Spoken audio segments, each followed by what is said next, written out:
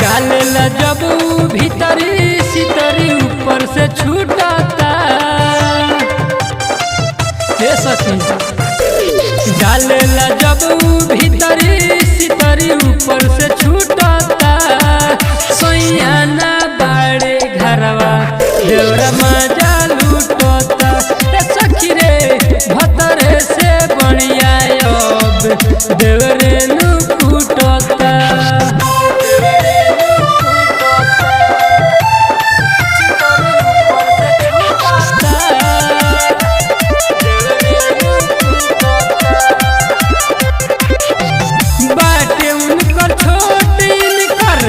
बाटे बहुत लामा डर लागे सखी जब उठावस धाके जामा। बाटे उनकर छोट इनकर बाटे बहुत लामा डर लागे सखी जब उठावस धाके जामा। मीठा मीठा दर्द ई तो कमर में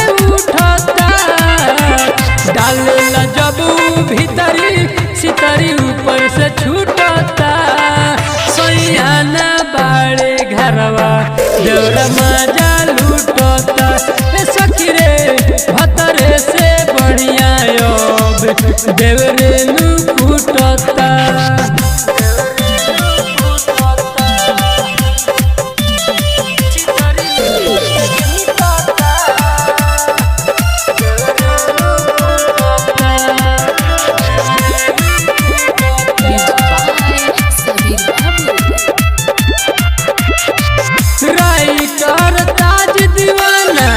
ठीक नहीं कोइले कराई के गाना राजा एको बेर ना खोइले।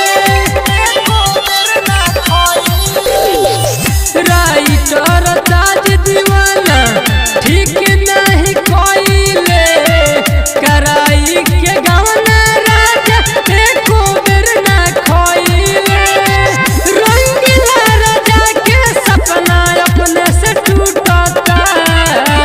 डालेला जब भीतरी सितरी ऊपर से छूटता सैयाना बाड़े घरवा देवरा मजा लूटता हे सखी रे भतरे से बढ़िया अब